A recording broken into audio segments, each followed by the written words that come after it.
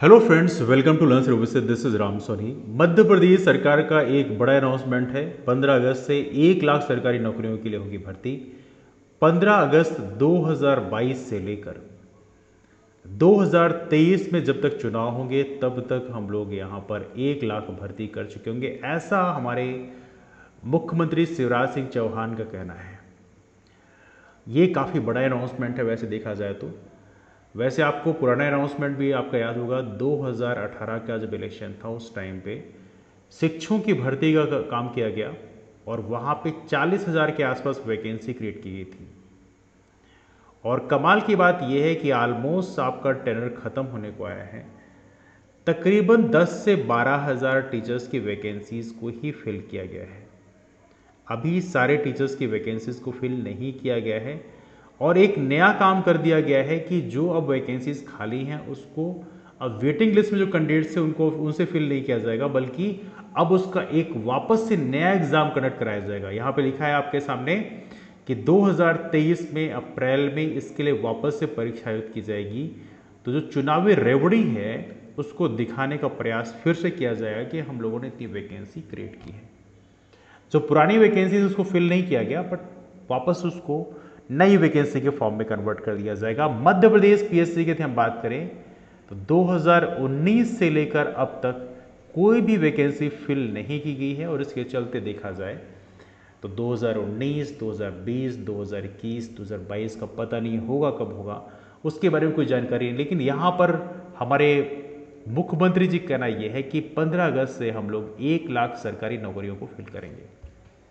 कमाल की बात यह कि ऐसे प्रोमिसेस करने में नेताओं को शर्म नहीं आती। इसीलिए कहते हैं कि आप यदि नेता बनना चाहते हैं तो पहली बात आपके अंदर एक कैरेक्टर होना चाहिए कि आपको अपने कहे को यदि आप पूरा ना कर पाए तो आपको दुख नहीं होना चाहिए अंदर से। आप बिल्कुल बिना दुखी हुए जो भी मर्जी पड़े वो प्रलोभन आप दे सकते हैं। यदि आपके अंदर ये गट्स है तो आप नेता बन सकते हैं, यदि नहीं है तो आप क्रिएट करिए। कमाल की बात यह है कि यहाँ पर जो वैकेंसीज टीचर्स की निकाली भी गई थी, वहाँ पे टीचर्स ने इतने भव्य आंदोलन किए थे। उस आंदोलन कवरेज हमने भी किया था अपने प्लेटफॉर्म में। इतने बड़े बड़े आंदोलन किए थे, टीचरों ने लाठियाँ खाई, सैकड़ों लाठियाँ खाने के बाद में जाके टीचरों को अपॉइंटमेंट दिया गया। मामला बिल्कुल पारा कहते हैं ना, सिर से ऊपर जब निकल गया तब जाके टीचर्स को अपॉइंटमेंट दिया गया। और कमाल की बात, अपॉइंटमेंट भी सन 2021 में दिया गया। 2018 का अपॉइंटमेंट देना था, 2021 तक चला गया। 3 साल तक टीचर्स के अपॉइंटमेंट ना देकर उनकी सैलरी सरकार ने बचाई। वही सेम का हाल पीएससी का है, चाहते तो अपॉइंटमेंट दे सकते लेकिन नहीं दिया। तो यहां पर कंडीशन यह है कि राज्य सरकार का जो लचर रवैया है, जो हमने पिछले कई सालों से देखा है, इसमें कोई एक सरकार की रिस्पॉन्सिबिलिटी में नहीं कर रहा हूं। हालांकि प्रेजेंट टाइम में जो गवर्नमेंट में है उसी को रिस्पॉन्सिबल हम मानेंगे, बिकॉज जो नहीं है उसके बारे में कहने का कोई औचित्य होता नहीं है। लेकिन जो प्रेजेंट टाइम में इस समय सरकार में बैठा हुआ है उसी को मानेंगे। क्योंकि हमारे यहाँ यदि हम बात करें कि कोई बच्चे पढ़ाई नहीं करता है तो उस बच्चे को बुलाया जाता है, उसके माता पिता को नहीं बुलाया जाता है कि नहीं नहीं तुमने नहीं पढ़ाई की इसलिए बच्चे ने पढ़ाई नहीं की, है ना। This is not how we speak.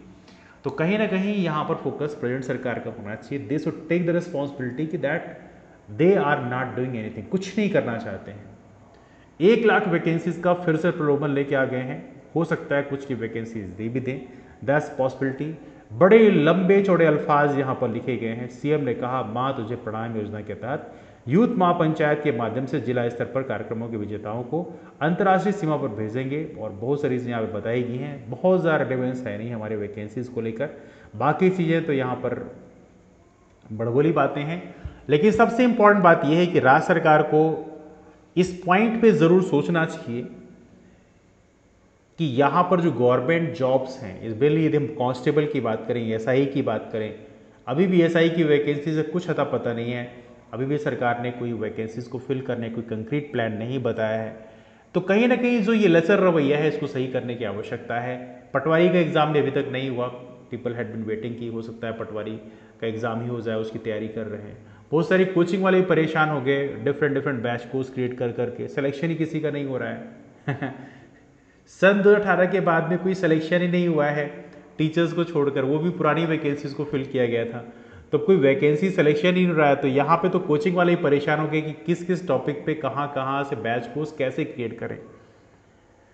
तो ये बड़ी समस्या है। तो यहाँ पे सरकारों को यहाँ पर थोड़ा सी संज्ञान लेना चाहिए। आप लोग अपना ये वीडियो जो है अपने दोस्तों को भी शेयर करिएगा। एटलीस्ट यहाँ पर सरकार का थोड़ा दिमाग खोले कि ऐसे वादे करने के बजाय आप ग्राउंड पे काम करो। हालांकि हमने बहुत पहले एक कहावत सुनी थी, जो बादल गरजते हैं वो बरसते नहीं, जो बरसते हैं उन्हें गरजने की जरूरत है नहीं। यदि आप काम करेंगे तो आपको बहुत ज़्यादा ये दिखाने की जरूरत नहीं पड़ेगी। तो कहीं ना कहीं ये जो बचपन में जो पढ़ाया गया है, लगता है इन्होंने बचपन में अच्छे तरह से पढ़ाई नहीं की। जो बताया जाता था कि जो बादल गरजते हैं वो बरसते नहीं, और आम आदमी को भी ये महसूस करना चाहिए, सीखने की ज़रूरत है कि जो गरजता है, जो वादे करते हैं झूठे झूठे वादे, वो पूरे कभी नहीं करते हैं। तो यहाँ पे आपको समझने की आवश्यकता है, अपने आसपास के लोगों को जागरूक करने की आवश्यकता है। डिस्कशन को वहीं से वाइंड अप करेंगे, मुलाकात करते हैं आप लोग फिर। तब तक के लिए बाय, टेक केयर। हाँ, शाम रात को 10 बजे हमारा संडे वार्ता होने वाली है, आप उसमें ज़रूर शरीक हुए।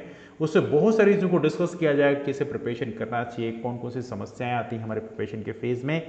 कल ओबीसी का जो हाई कोर्ट में की हियरिंग है वो भी एक मामला है, उसको भी हम डिस्कस करेंगे। तो डिस्कशन को भी वाइंड अप करते हैं, मुलाकात करते हैं फिर। तब तक के लिए bye, take care, have one forward, keep forward and take care.